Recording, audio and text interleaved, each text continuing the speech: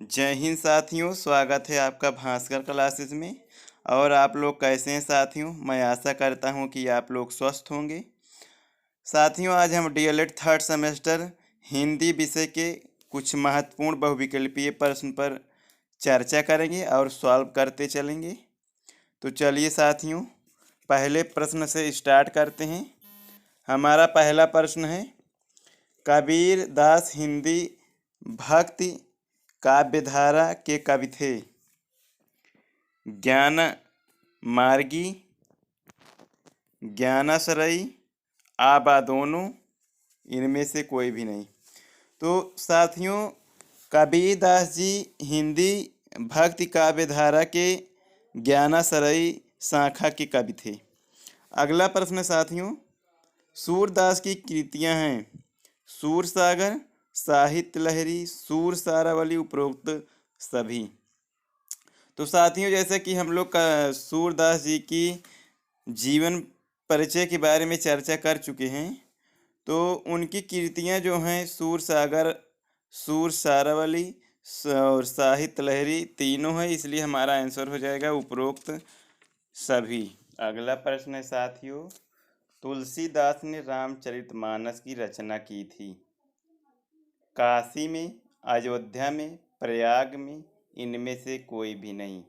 तो साथियों, तुलसीदास जी ने रामचरितमानस की जो रचना की थी वो अयोध्या में की थी। अगला प्रश्न है, तुलसीदास जी के काव्य भेद हैं प्रबंध काव्य, मुक्तक काव्य, गीत काव्य, उपरोक्त तीनों। तो साथियों, जो तुलसीदास जी के काव्य भेद थे वो प्रबंध काव्य, मुक्तक काव्य, गीत काव्य तीनों थे, इसलिए हमारा आंसर हो जाएगा उपरोक्त सभी। अगला प्रश्न है, बिहारी जी का जन्म कब हुआ था? सन 1601 ईस्वी में, सन 1602 ईस्वी में, सन 1603 ईस्वी में, इनमें से कोई नहीं।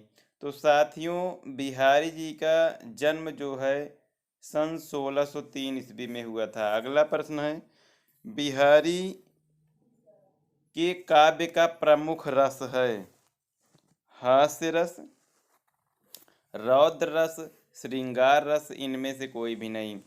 तो बिहारी जी के काव्य का प्रमुख रस जो था श्रृंगार रस था। अगला प्रश्न है, मैथिली शरण गुप्त की वीर रस प्रधान पुस्तक थी। झंकार, पंचवटी, भारत भारती, इनमें से कोई भी नहीं। तो मैथिली शरण गुप्त की वीर रस प्रधान पुस्तक जो थी वो थी भारत भारती। अगला प्रश्न है, अयोध्या सिंह उपाध्याय हरि अवध को मंगला प्रसाद पारितोषिक किस रचना पर प्राप्त हुआ? वैदेही वनवास, पक्ष पक्ष प्रसून, प्रिय प्रवास, इनमें से कोई भी नहीं। तो इसका आंसर हो जाएगा प्रिय प्रवास। अगला प्रश्न है साथियों, जयशंकर प्रसाद की किस कीर्ति को अमूल्य धरोहर कहा गया है? प्रश्न, जयशंकर प्रसाद की किस कीर्ति को अमूल्य धरोहर कहा गया है? प्रेम पथिक, झरना, कामायनी, इनमें से कोई भी नहीं। तो इसका जो आंसर हो जाएगा वो हो जाएगा कामायनी। अगला प्रश्न है, शब्दों का वर्गीकरण कितने प्रकार से किया जा सकता है? 2 प्रकार से, 4 प्रकार से, 6 प्रकार से, मात्र 1। तो साथियों, शब्दों का वर्गीकरण जो है हम 4 प्रकार से कर सकते हैं। अगला प्रश्न है, गाय किस प्रकार का शब्द है? सार्थक शब्द, एकार्थी शब्द, अनेकार्थी शब्द, इनमें से कोई भी नहीं। तो इसका आंसर हो जाएगा एकार्थी शब्द।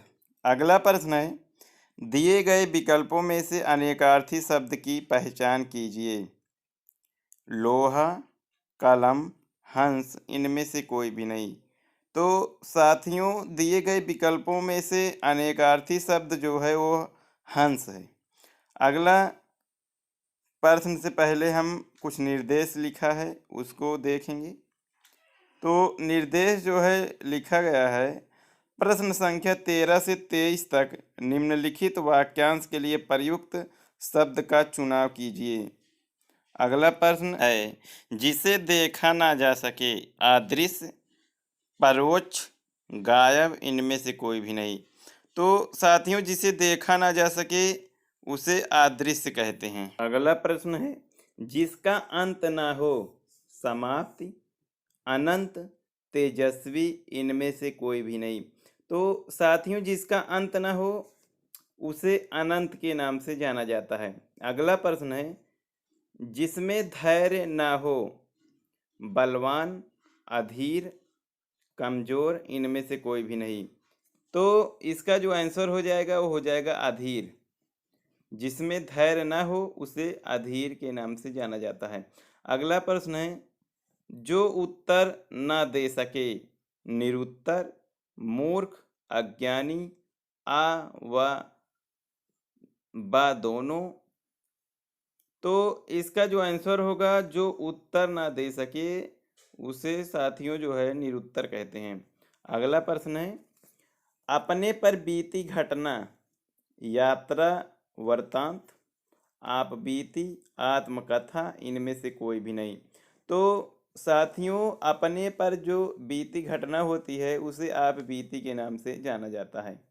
अगला प्रश्न है, जो ईश्वर में विश्वास रखता हो, नास्तिक, पुजारी, आस्तिक, इनमें से कोई भी नहीं।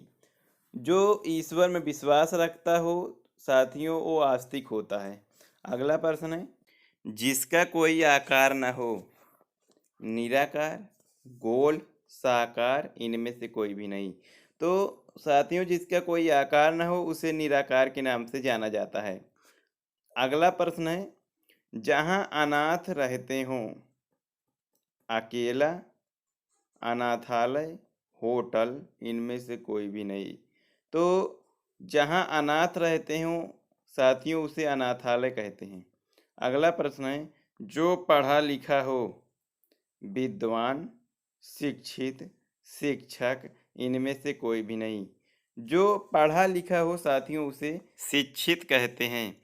अगला प्रश्न है, जो कभी ना मरे, आलय, अमर, चिरंजीवी, इनमें से कोई भी नहीं। तो जो कभी न मरे उसे अमर कहते हैं। अगला प्रश्न है, जो काम करने में कठिन हो, दुष्कर, गलत काम, आ और बा दोनों, इनमें से कोई भी नहीं।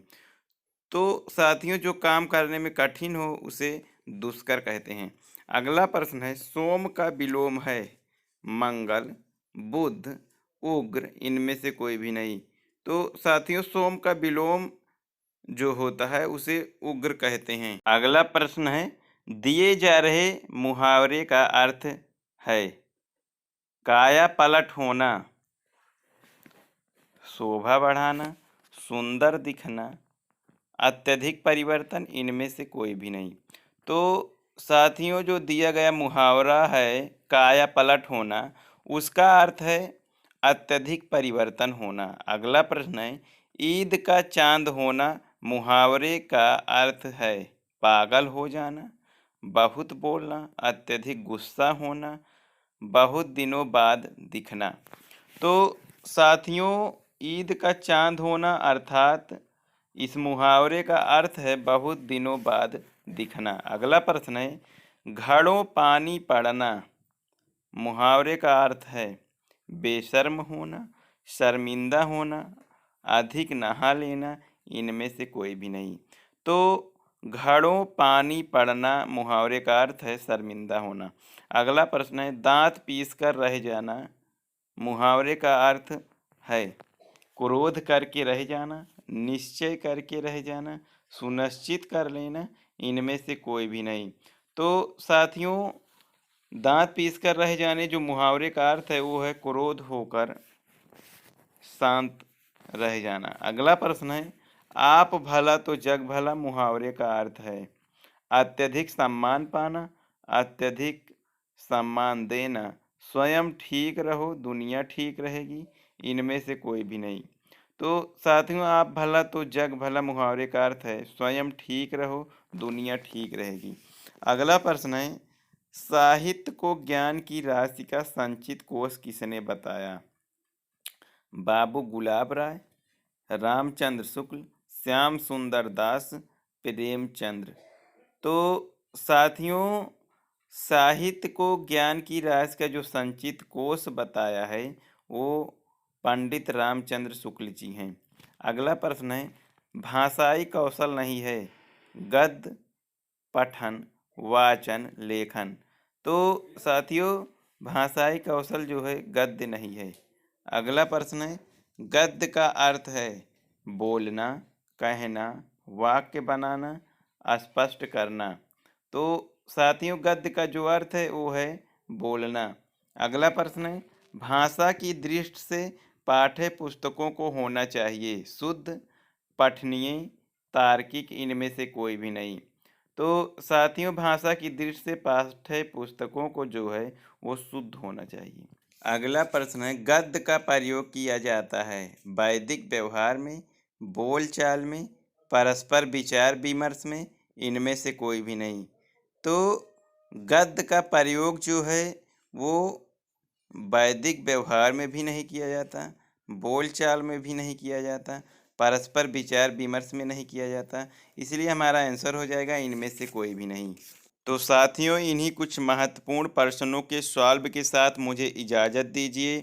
अगला बहुविकल्पीय प्रश्न पार्ट 2 का वीडियो जल्द ही चैनल पर अपलोड किया जाएगा। जय हिंद साथियों।